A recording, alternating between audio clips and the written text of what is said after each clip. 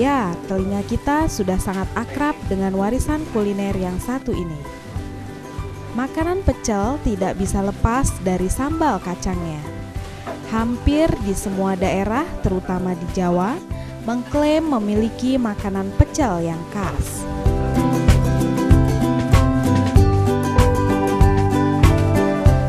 Pemirsa, liputan kali ini kita akan melihat dari dekat proses produksi sambal pecel. Meski diklaim berasal dari daerah Jawa Timur, namun di Jogja juga ada loh sentra produksi sambal pecel yang tidak kalah hebatnya.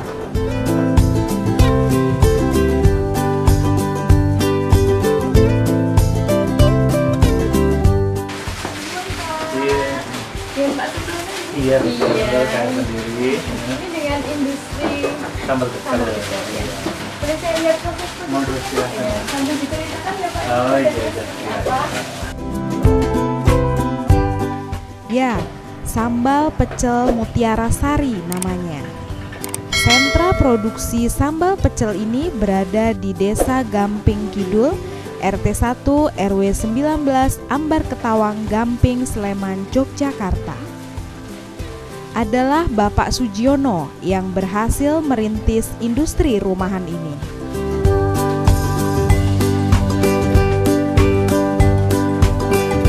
Keahlian meracik sambal pecel diperoleh Sujiono saat bekerja menjadi karyawan di sebuah industri sambal pecel di era 90-an. Merasa sudah memiliki kemampuan mengolah sambal pecel, Sujiono bersama istrinya Ibu Sarnawati kemudian merintis usaha sambal pecel ini.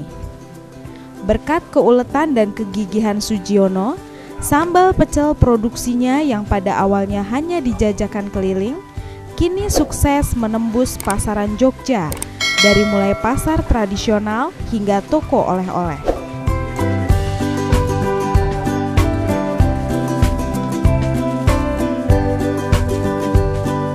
Dirintis sebagai industri rumah tangga, kini sambal pecel Mutiara Sari berkembang menjadi UMKM dengan dibantu 6 orang karyawan.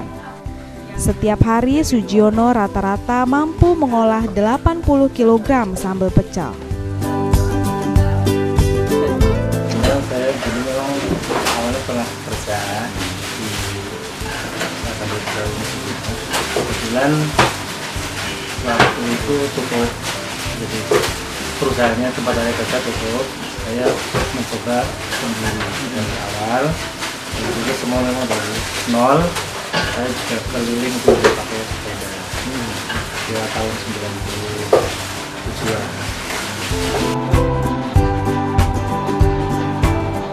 Pemirsa, membuat sambal pecel dilakukan secara bertahap. Dimulai dengan pemilihan bahan baku utama yaitu kacang. Dilanjutkan dengan menggoreng sangrai, kemudian digiling dengan tekstur tertentu, baru kemudian dicampur dengan bumbu-bumbu lain seperti cabai, gula jawa, dan daun jeruk. Apa aja? Ini Ya. gula jawa sama bawang sama cabai.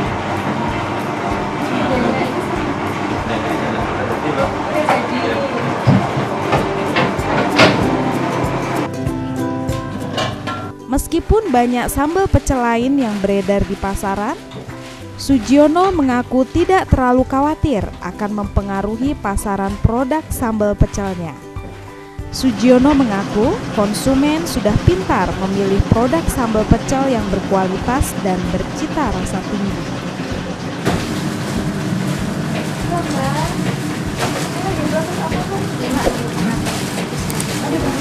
Ini dijual juga. Ini berapa on? 1 on. 1 on.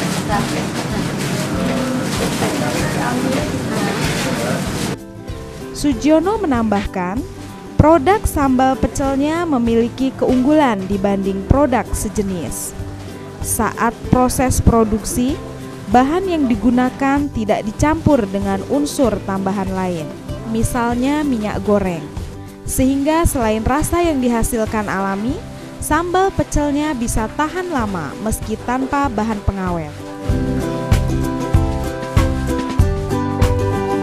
Dari produk saya, terutama itu kan karena produk saya itu kan tanpa minyak goreng. Jadi semua porsinya itu nggak ada yang digoreng minyak goreng. Walaupun nanti waktu proses jadi itu di sambal pecelnya itu ada minyak-minyaknya.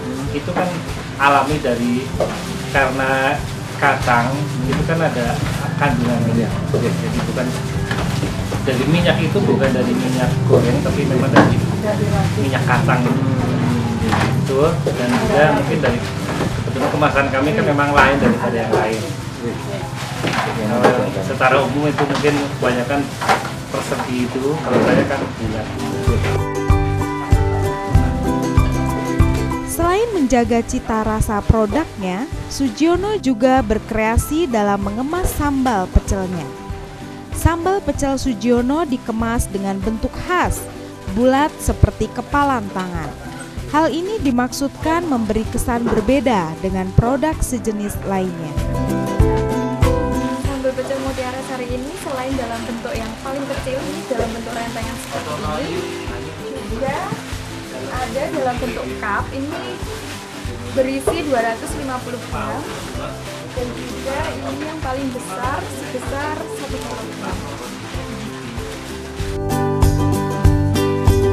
Sambal pecel Mutiara Sari dipasarkan dikemas dalam ukuran 1 kg dengan harga Rp30.000 dan juga kemasan kecil 100 gram dengan harga Rp3.500. Jangan khawatir, bagi yang suka pedas, sambal pecel Mutiara Sari juga mengeluarkan varian sambal pecel dengan beragam level pedas.